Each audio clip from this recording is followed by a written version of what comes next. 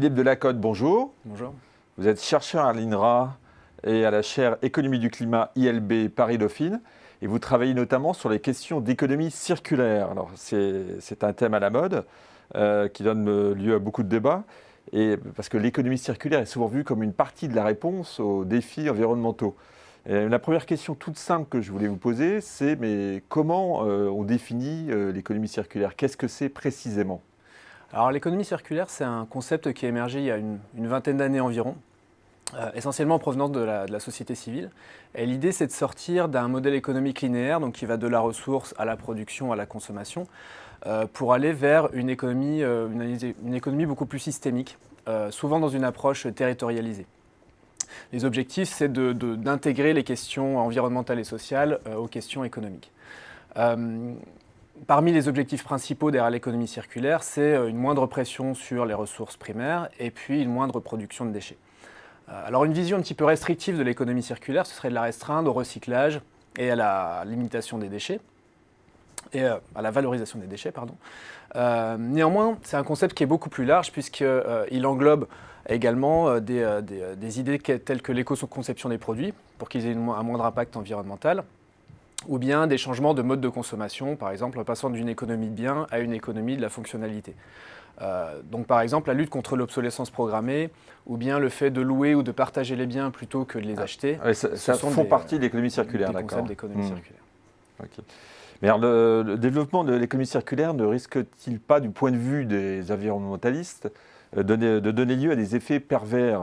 Je veux dire par là que si on se dit que tout est recyclable ou presque, à ce moment-là, on ne limite plus sa consommation, on n'est plus dans la frugalité que défendent les écologistes. Alors en effet, c'est un risque, en particulier si on se limite à cette vision restrictive de l'économie circulaire dont je viens de vous parler. Alors l'effet rebond, c'est quelque chose qui est assez connu en économie. Appliqué à l'environnement, ça revient à dire je consomme un bien qui va moins polluer parce qu'il est en partie recyclable, donc je vais en consommer davantage. Donc par exemple, si on fait des véhicules qui utilisent moins de carburant et donc émettent moins de gaz à effet de serre, ça peut pousser le consommateur à utiliser davantage son véhicule. Dans le cadre de l'économie circulaire, si on prend l'exemple de la valorisation des déchets, on pourrait aboutir à des raisonnements complètement absurdes dans lesquels on va aboutir à des systèmes économiques dont le but c'est de produire des déchets parce qu'ils sont suffisamment valorisés. Réutilisés après, oui. Voilà. Exactement. Ouais. Donc c'est pour ça qu'il est nécessaire d'avoir cette vision vraiment systémique et globale de l'économie circulaire pour éviter ces effets pervers et combiner des changements de mode de production et des changements de mode de consommation pour éviter ces effets. Il faut revoir la consommation aussi. Il ne faut pas se contenter de dire que ça sera réutilisé. Et quel lien peut-on faire entre l'économie circulaire et l'enjeu majeur aujourd'hui de la lutte contre le changement climatique? Alors comme je le disais, les objectifs principaux de l'économie circulaire, c'était la réduction de la pression sur les ressources et puis une moindre production de déchets. Néanmoins, il y a une forte complémentarité qu'on peut imaginer avec la lutte contre le changement climatique. Par exemple, si grâce à une meilleure conception des produits, à une moindre obsolescence programmée, on extrait moins de ressources fossiles, ça va avoir des effets bénéfiques en termes d'atténuation du changement climatique. De la même manière, si on arrive à valoriser les déjections animales pour en faire du biogaz, ça va réduire les émissions de méthane dans l'agriculture. Donc tout ça, c'est des éléments qui sont fortement complémentaires finalement entre l'économie circulaire d'un côté et puis la lutte contre le changement climatique de l'autre. Après, un piège, c'est de croire, là encore, que derrière le recyclage, la valorisation des déchets, on a un petit peu la solution idéale pour lutter contre tous les problèmes environnementaux. On en est loin.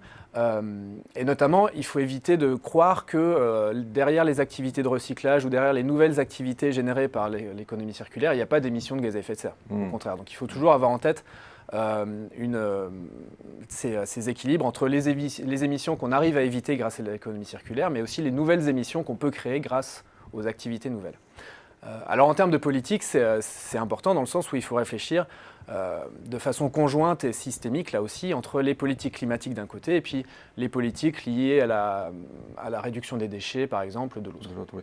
C'est vrai que des solutions souvent évoquées comme le recyclage du carbone ne sont pas forcément la panacée. Il faut de toute façon réduire la consommation.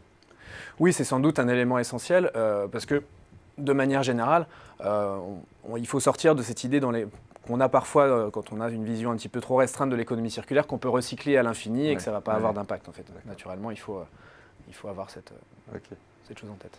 Philippe Delacote, merci pour ces éclairages sur ce thème souvent débattu et à bientôt peut-être. Merci à vous. Au revoir.